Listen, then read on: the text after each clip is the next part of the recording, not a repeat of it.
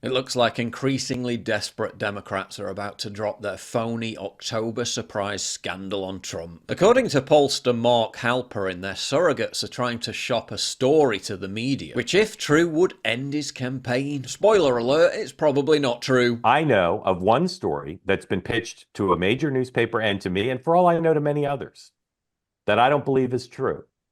But if it's true, as I said yesterday, it would end Donald Trump's campaign. What we're seeing in the final days, is a point I was making, is actors who want a certain outcome are on social media and in pitches to reporters, and in the case of The Atlantic, Jeffrey Goldberg writing himself, are trying to affect the end of the race because they're so desperate to try to pull a Comey. I'm not pursuing the story. I don't think it's true. People in Mar-a-Lago, calm down. All I'm saying is there are people out there pitching stuff. And if it were true, it would end his campaign. This reminds me of the so-called Trump N-word tape, where during a recording of The Apprentice, he allegedly referred to a black person using the slur. They've literally been hyping this story for 8 years, with many asserting back in 2016 that it was about to emerge right before the election.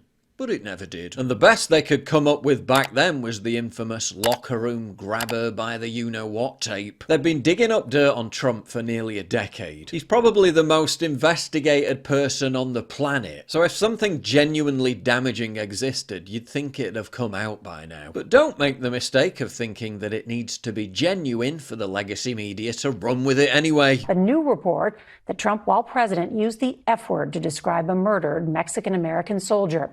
That story is that Trump scoffed at the price of a funeral he offered to pay for Private Vanessa Guillen. That story has since been aggressively denounced by the victim's own sister, who accused the media of politicizing her sibling's death, and denied by people who were actually present in the meetings at the time. Trump's apparent praise for Hitler's generals was also just conveniently made public 14 days before the election, published by a far-left outlet, The Atlantic, which is obsessed with equating MAGA with Nazis, whose billionaire owner, during a sit-down interview with Kamala Harris herself, said that the goal of The Atlantic was to create and push narratives that benefit leftists. And so it was obvious that if we could be part of the creation of cultural narrative, that would enhance and amplify all the work that we're doing. Which is Hillary Clinton talked about today, is telling the story, getting the content out there. Yeah, she was. Yeah, yes.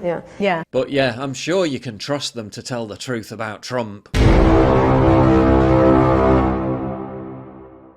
If you value what I do and you want to help support me, please visit pauljosephwatson.locals.com and either pledge a one-time donation or subscribe to join my community, get early access videos, and message me directly. And exclusive live streams coming soon too. Promise. Check out the Locals link down in the description. And don't forget to take a look at the brand new website modernity.news. That's where you'll find all my content, including exclusive articles. That's modernity.news.